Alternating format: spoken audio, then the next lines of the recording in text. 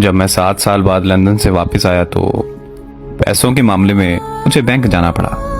वहाँ की branch manager बहुत ही खूबसूरत लड़की थी जिसने मुझे अच्छे तरीके से डील किया। बैंक के काम से फ्री होकर जब मैं घर वापस आया तो मुझे उसी ब्रांच मैनेजर लड़की की कॉल आई।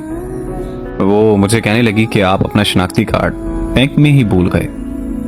तो मैंने उसे कहा कि मैं कल आकर बैंक से ले लूंगा, लेकिन वो शाम को हमारे घर आ गई। वो मुझसे कहने लगी कि मैं यहाँ पास में ही रहती हूँ। बैंक से वापस घर आ रही थी तो सोचा कि मैं आपको आपका शनाख्ती कार्ड वापस दे दी जाऊँ। हमारे घर में मेरे अलावा मेरे माँ बाप और एक छोटा भाई था। अम्मी ने उससे चाय का पूछा तो उसने हाँ कर दी। फिर उसने बैठकर हमारे साथ चाय पी और वापस अपने घर चली गई। वो मेरी अम्मी की काफ़ी अच्छी सहेली बन गई थी, इसीलिए वो रोज़ बैंक से वापसी पर हमारे घर से होकर अपने घर जाने लगी। मैं और वो रोज़ शाम को चाय पीते और खूब बातें करते थे।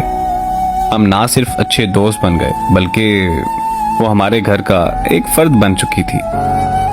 फिर एक दिन उसे पता चला कि मैं लंदन वापस जा रहा हूँ तो वो मेरे कमरे में आकर रोने लगी और ये कहने लगी कि मैं आपसे बहुत ज़्यादा प्यार करती हूँ। मैं आपको देखे बगैर नहीं रह सकती, इसीलिए रोज़ आपके घर आती हूँ। आप प्लीज़ मुझसे इतनी दूर मत जाएं। उसका इजहार मोहब्बत सुनकर मुझे बहुत खुशी हुई क्योंकि मैं भी उससे बहुत ज़्यादा प्यार करता था, मगर इजहार करने से डरता था कि कहीं हमारी दोस्ती भी ख़त्म ना हो जाए।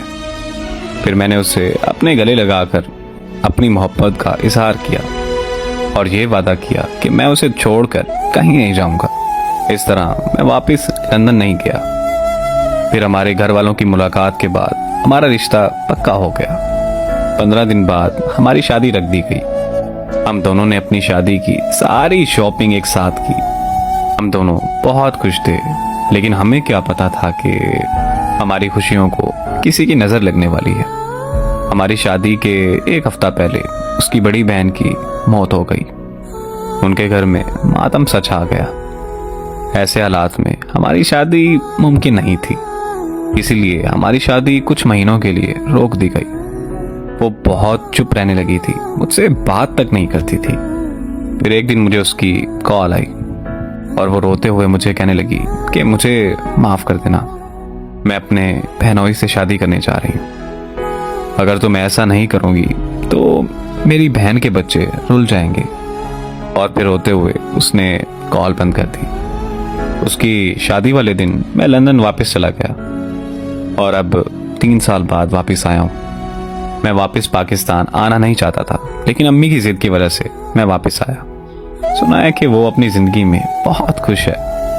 अल्लाह हमेशा उसे खुश ही रखे। मुझे नहीं पता कि उसने जो किया वो बेवफाई थी या वफा, मगर मैं आज भी उसे बेहद मोहब्बत करता हूँ और मैं उससे मोहब्बत अपनी आखिरी सांस तक करता रहूँगा।